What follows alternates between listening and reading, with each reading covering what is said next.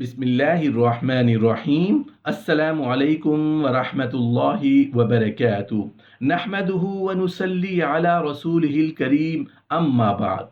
Leucorrhoea का पानी मुसलसल निकलता हो तो क्या हर नमाज के लिए वुज़ू करना ज़रूरी है?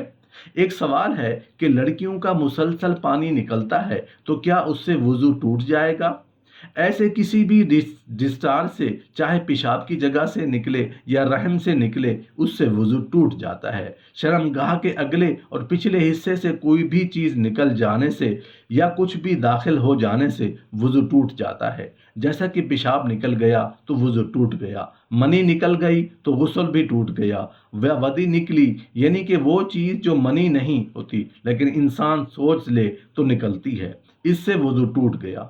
इसी तरह हवा खारिज हो गई तो वुज़ू टूट गया, पाखाना निकल गया वुज़ू टूट गया, हैज़ का खून निकल गया तो वुज़ू तो टूट ही गया, गुस्ल भी टूट गया, तो उसे गुस्ल भी करना पड़ेगा। नफास का खून निकल गया तो वुज़ू टूट गया। शर्मगाह से कोई भी चीज़ निकल जाए या दाखिल हो जाने का मतलब ये है कि इंसान शादीशुदा है, हम बिस्तरी करता है, शर्मगाह में शर्मगाह दाखिल हुई तो गुस्ल टूट गया। रहा इस्तिहाज़ा का खून, ये सोचने से कुछ निकल गया या कुछ भी निकला, वुज़ू टूट गया। कपड़े को धो लें, साफ कर लें, शर्मगाह को साफ कर लें, वुज़ू करके नमाज पढ़ सकते हैं। मोहतरम नाजरीन, एक सवाल पूछा गया है कि बीमारी की वजह से किसी को लिकोरिया की मुसलसल शिकायत हो, पानी मुसलसल निकलता हो तो क्या उसे हर नमाज के लिए वुज़ू करना होगा? और अगर वो पानी कपड़ों पर लग जाए तो क्या कपड़े तब्दील करने होंगे या नहीं? अगर फजर का वुज़ू किया तो उस वुज़ू से इशराक और चाश्त की नमाज पढ़ी जा सकती है।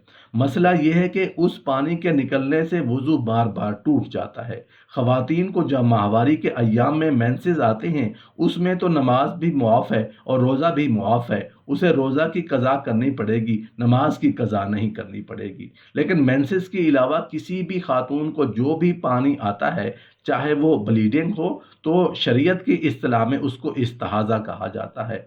इस्तिहाज़ा का मतलब ये है कि मेंसेस के अलावा जो ब्लीडिंग हो रही है या और कोई भी निजासत जो निकल रही है, वो सब इस्तिहाज़ा के ही हुक्म में आती है। इसमें शरीयत का हुक्म ये है कि औरत पर लाजिम है कि वो अपने कपड़ों को भी पाक करे, अपने जिस्म को भी पाक करे और वुज़ू करे। इस मसले की वजह से उसको बार बार वुज़ू करना पड़ेगा।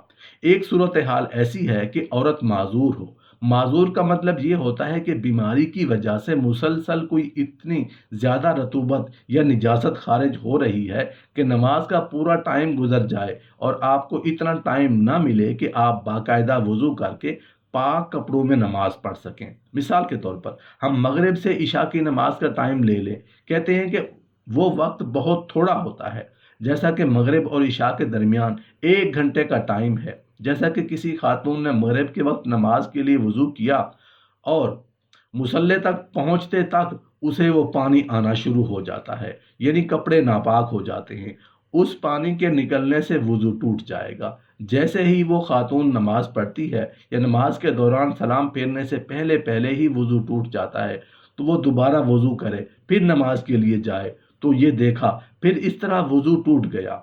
1 घंटे के दौरान इस खातून को ऐसा वक्त नहीं मिला कि वो वुज़ू करके पाक कपड़ों के साथ नमाज 3 फ़र्ज़ अदा कर ले, इसमें सुन्नतें ना मिलाएं। इस तरीके से मालूम हुआ कि 3 फ़र्ज़ अदा करने के लिए उनका मुकम्मल टाइम गुजर गया कि वो पाक होकर नमाज पढ़ें, ये उनके लिए मुमकिन ही नहीं रहा। तो शरीयत ऐसी खातून को हुक्म देती है कि ये माजूर है, यानी कि एक टाइम भी नमाज का उस हालत में गुजर गया जैसे मगरिब का टाइम बहुत थोड़ा होता है। एक दफ़ा वुज़ू करके पानी पूरी नमाज पढ़ें, देखें कि नापाक होने में टाइम कितना लगता है, उसको टाइम से अंदाज़ा हो जाएगा कि उस टाइम के अंदर अंदर मेरा वज़ू टूट रहा है या नहीं टूट रहा। अगर उस टाइम के अंदर वज़ू टूट रहा है तो ये इस चीज़ की अलामत होगी कि आप पूरा टाइम भी पाक होकर नमाज नहीं पढ़ सकती। तो लिहाजा ऐसी सूरत हाल में आप शरीयत की रूह से माजूरों की लिस्ट में दाखिल हो जाएंगी। तो आप पर फिर शरीयत ही ये हुक्म देती है कि एक दफ़ा भी ऐसा हो जाए तो ऐसी खातून के लिए पूरे टाइम के लिए एक दफ़ा वुज़ू काफ़ी है। एक दफ़ा वज़ू करें, उसी से फ़राइज़ भी पढ़ें, सुन्नतें भी पढ़ें, नवाफ़िल भी पढ़ें। जब वो टाइम गुज़र जाएगा, अगली नमाज के लिए उनको दोबारा वज़ू करना पड़ेगा। और जिस मर्ज़ में वो माज़ूरी में मुब्तला हुई हैं, उस मर्ज़ यानी लिकोरिया की वजह से वज़ू नहीं टूटेगा। तो ये मसला है माज़ूर का। अगर दौरान नमाज वही रतूबत, निजासत, ब्लीडिंग या लिकोरिया जिसकी वजह से माज़ूर है, तो वो निकली तो वज़ू नहीं टूटेगा, वो नमाज जारी रखेगी। माज़ूरों से सेहतमंद लोगों की फहरिस्त में आने के लिए ये होगा कि पूरे टाइम में एक दफ़ा भी ब्लीडिंग या रतूबत खारिज ना हो। यानी आसान लफ्ज़ों में यूं कहा जा सकता है कि माज़ूरों की फहरिस्त में दाखिल होने के लिए तो शराइत मुश्किल है। पूरा टाइम गुजर जाए और आपको वज़ू और नमाज और पाकी की हालत मुकम्मल ना कर सकें, किसी भी नमाज का एक टाइम मुकम्मल गुजरेगा तो इसी तरह आप माज़ूरों की फहरिस्त में दाखिल होंगी। यानी माज़ूरों की फहरिस्त में दाखिल होने के बाद फिर उस फहरिस्त में बाकी रहने के लिए शराइत बहुत आसान है। उस फहरिस्त में बाकी रहने के लिए इतना काफ़ी है कि नमाज के पूरे टाइम में एक दफ़ा भी वो उज़्र लायक ना हो जिससे बीमारी में आप मुब्तला हैं। अगर एक दफ़ा भी हो गया तो इसका मतलब ये है कि आप भी उन माज़ूरों में दाखिल हैं। माज़ूरों की फ़हरिस्त से निकलने के लिए ज़रूरी है कि किसी नमाज का पूरा टाइम गुजर जाए और एक दफ़ा भी उज़्र लाहिक ना हो। मिसाल के तौर पर आपने ज़ोहर और असर के दरमियान एक बार भी आपको वो उज़्र लाहिक नहीं हुआ, यानी लिकोरिया नहीं आया, तो इसका मतलब है कि आप दोबारा सेहतमंद लोगों की फहरिस्त में शामिल हो गए और वही अहकाम हैं जो सेहतमंद लोगों के हैं। ये जो मसला बयान किया गया है सिर्फ लिकोरिया की मरीज़ ख़वातीन का नहीं है, बल्कि हर वो शख्स जो माज़ूर हो, चाहे वो औरत हो या मर्द। कुछ मर्दों को ये बीमारी होती है कि उनके पेशाब के कतरे टपकते रहते हैं और बार बार वज़ू टूटता रहता है। बाज़ लोगों को गैस की बीमारी होती है, हवा बहुत ज़्यादा खारिज होती है, उनकी वो वज़ू नहीं रोक सकते। बाज़ लोगों को कोई ज़ख़म है जिसमें पीप पड़ गई है और जो बहती रहती है। सब के बारे में यही हुक्म है कि पूरे टाइम में अगर एक दफ़ा भी आपको टाइम नहीं मिला पाक होकर वज़ू करके, तो आप माज़ूर की फ़हरिस्त में दाखिल हो गए।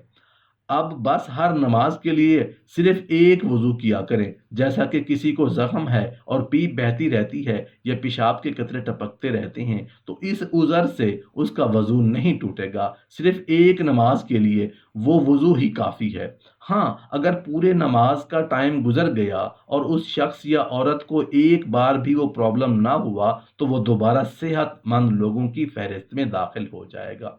मर्द के पेशाब के मकाम से जब औरत के पेशाब का मकाम मिल जाए और कुछ कपड़ा वगैरह बीच में आड़ ना हो, तो वज़ू टूट जाता है। ऐसे ही अगर दो औरतें अपनी अपनी पेशाबगाह मिला दें, तब भी वज़ू टूट जाता है। लेकिन ये खुद नहायत बुरा गुनाह है। दोनों सूरतों में चाहे कुछ निकले चाहे ना निकले, एक ही हुक्म है। वज़ू के बाद नाखून कटाए या ज़ख़म के ऊपर की मुर्दार खाल नोच डाली तो वज़ू में कोई नुकसान नहीं आया। ना तो वज़ू के दोहराने की ज़रूरत है, ना ही उतनी जगह के फिर तर करने का हुक्म है। वज़ू के बाद किसी का सतर देख लेना या अपना सतर खुल गया या नंगे होकर नहाए या नंगे ही नंगे वज़ू किया तो उसका वज़ू दुरुस्त है, फिर वज़ू दोहराने की ज़रूरत नहीं है।